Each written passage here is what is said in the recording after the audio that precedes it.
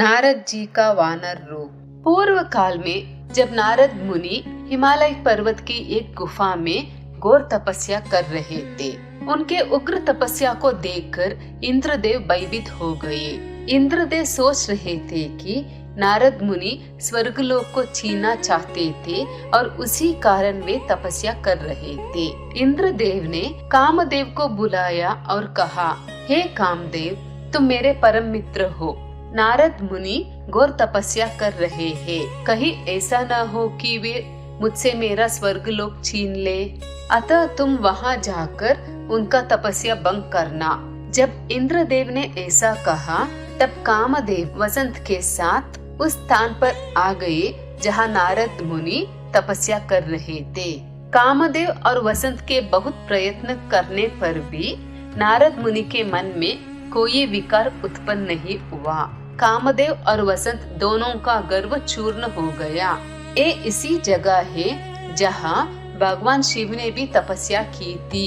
उसी स्थान पर उन्होंने कामदेव को भस्म कर डाला था। कामदेव को भस्म देखकर उनकी पत्नी रति ने बिलखते हुए भगवान महादेव से उन्हें जीवित करने की प्रार्थना की। तो महादेव ने कहा था कि कुछ समय पश्चात कामदेव स्वयं जीवित हो जाएंगे, मगर इस स्थान पर और आसपास जहाँ तक भस्म दिखाई देती है, वहाँ तक की पृथ्वी पर कामदेव की माया और काम बाण का कोई प्रभाव नहीं पड़ेगा। इस प्रकार उस स्थान से कामदेव लज्जित होकर वापस लौट गए।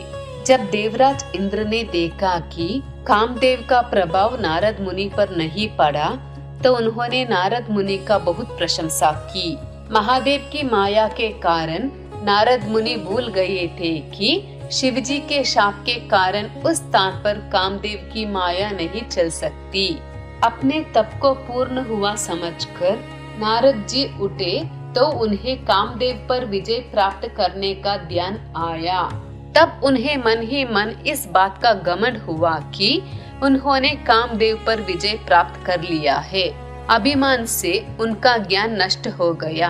ये बात महादेव को बताने के लिए नारद मुनि शीघ्र कैलाश चले गए। महादेव को नमस्कार करके अपनी तपस्या की सफलता का समाचार तथा कामदेव पर विजय प्राप्त करने का समाचार कहा।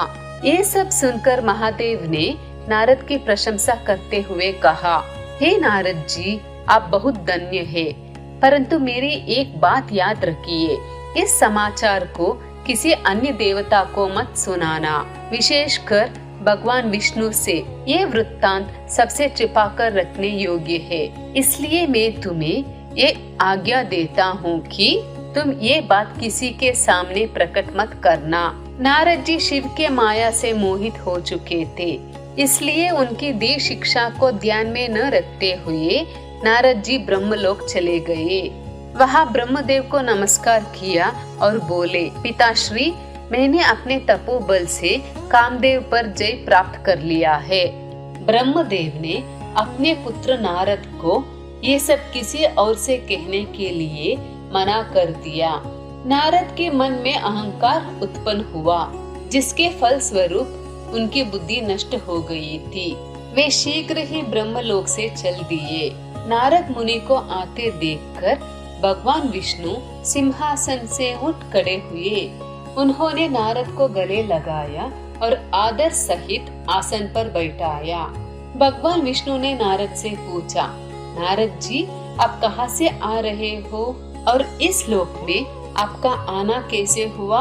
ये सुनकर नारद जी अहंकार सहित अपने तपस्या के पूर्ण होने एवं कामदेव पर विजय प्राप्त करने का समस्त हाल विष्णु जी को बताया।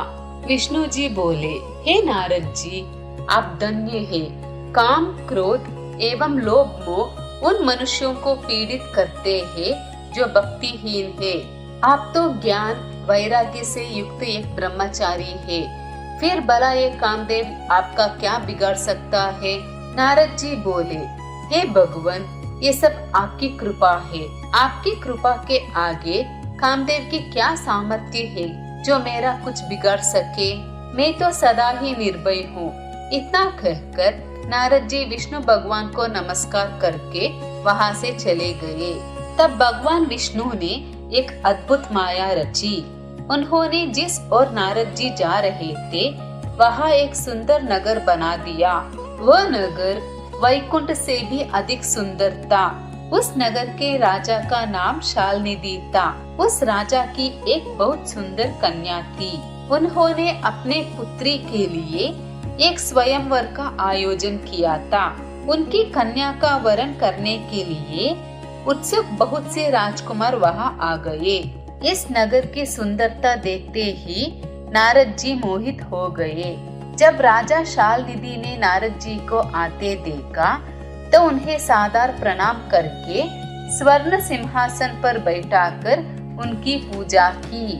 फिर अपनी कन्या को बुलाया। नारद जी से उसका परिचय कराते हुए राजा ने कहा, महर्षि, ये मेरी पुत्री श्रीमती है। इसके स्वयंवर का आयोजन किया गया है। इस कन्या के गुण दोषों को बताने की कृपा कीजिए। राजा के ऐसे वचन सुनकर नारद जी बोले, हे राजन, आपकी कन्या साक्षात लक्ष्मी है।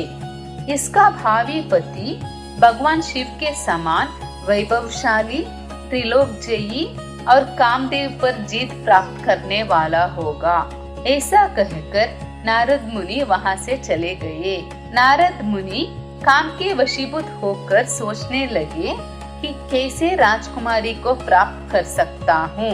स्वयंवर में आए सुंदर एवं वैभवशाली राजाओं को छोड़कर भला ये मेरा वरण कैसे करेगी। वे सोचने लगे कि नारियों को सौंदर्य बहुत प्रिय होता है। सौंदर्य को देखकर ही श्रीमती मेरा वरण कर सकती है।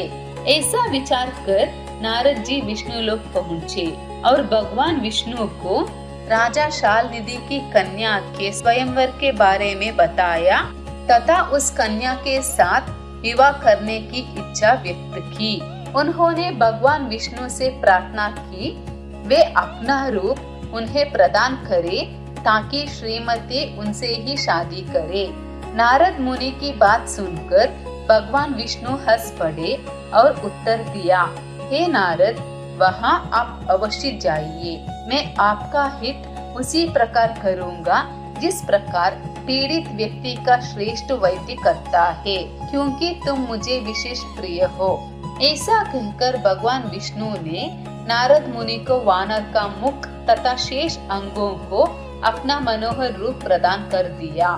तब नारद जी अत्यंत प्रसन्न होते हुए अपने को परम सुंदर समझकर शीघ्र ही स्वयंवर में आ गए और उस राज्य सभा में जा बैठे। उस सभा में रुद्रगण ब्राह्मण के रूप में बैठे हुए थे। नारद जी का वानर रूप केवल कन्या और रुद्रगणों को ही दिखाई दे रहा था। बाकी सबको नारद जी का वास्तविक रूप ही दिखाई दे रहा था। नारद जी मन ही मन प्रसन्न होते हुए श्रीमती की प्रतीक्षा कर रहे थे। श्रीमती हाथ में जयमाला लिए अपने सखियों के साथ स्वयंवर में आई। नारद मुनि का भगवान विष्णु जैसा शरीर और वानर जैसा मुख देखकर वह कुपित हो गई और उनकी ओर से दृष्टि हटाकर मनोवांछित वर की तलाश में आगे चली गई। सभा में अपने मनपसंद वर को न पाकर वह उदास हो गई। उसने किसी के भी गले में वरमाला नहीं डाली। तभी भगवान विष्णु राजा का वेशभूषण धारण कर वहां पहुंच गए। विष्णु जी को देखते ही श्रीमती ने उनके गले में वरमाला डाल दी। भगवान विष्णु श्रीमती को साथ लेकर अपने लोक चले गए। ये देखकर नारद जी विचलित हो गए। तब ब्राह्मणों के रूप में उपस्थित रुद्रगणों ने नारद जी से कहा, हे नारद जी, आप व्यर्थ ही काम से मोहित हो गए हो। आप सौंदर्य के बल से राजकुमारी को पाना चाहते हैं। पहले जरा अपना वानर के समान मुख तो देख लीजिए। ये वचन सुनकर नारद जी को बड़ा आश्चर्य हुआ। उन्होंने दर्पण में अपना मुख देखा। वानर के समान मुख को देखकर वे अत्यंत क्रोधित हो गए। उन्होंने दोनों रुद्रगणों को शाप देते हुए बोले, तुमने एक ब्राह्मण का मजाक उड़ाया है। अब तुम ब्राह्मण कुल में पैदा होकर भी राक्षस बन जाओ। ये सुनकर वे रुद्रगण कुछ नहीं बोले। वे दोनों वहाँ से चले गए। तत्पश्चात क्रोधित होते हुए वे तालाब के पास पहुँचे और वहाँ जल में पुनः अपना मुख देखा तो उनको फिर वानर जैसी आकृति दिखाई दी। उसे देखकर नारद जी और क्रोधित हो गए। वे सीधे विष्णु लोक चले गए। वहाँ पहुंचकर भगवान विष्णु से बोले, हे हरि, तुम बड़े दुष्ट हो। तुम दूसरों को सुखी होता नहीं देख सकते। ब्राह्मणों को सर्वोपरि बताया गया है। आज तुम्हें मैं ऐसी सीख दूंगा जिससे तुम फिर कभी कहीं भी ऐसी कार्य नहीं कर सकोगे। अब तक तुम्हारा किसी शक्तिशाली मनुष्य से पाला नहीं पड़ा है, इसलिए तुम निडर बने हुए हो, परंतु अब तुम्हें तुम्हारी करने का पूरा फल मिलेगा। नारद जी भगवान को शाप देते हुए बोले, विष्णु, तुमने स्त्री के लिए मुझे व्याकुल किया है। तुम सभी को मोह में डालते हो। तुमने राजा का रूप धारण करके मुझे चला था, इसलिए मैं तुम्हें शाप देता हूँ कि तुम्हारे जिस रूप ने कपट पूर्वक मुझे चला है, तुम्हें वही रूप मिले। तुम राजा होगे और इसी तरह स्त्री का वियोग भोगोगे जिस तरह मैं भोग रहा हूँ। तुमने जिन वानरों के समान मेरी आकृति बना दी है, वही वानर तुम्हारी सहायता करेंगे। तुम दूसरों को स्त्री वियोग का दुख देते हो, इसलिए तुम्हें भी वही दुख भोगना पड़ेगा। तुम्हारी स्थिति अज्ञान से मोहित मनुष्य जैसा ही होगी। अज्ञान से मोहित नारद जी का शाप विष्णु भगवान ने स्वीकार कर लिया।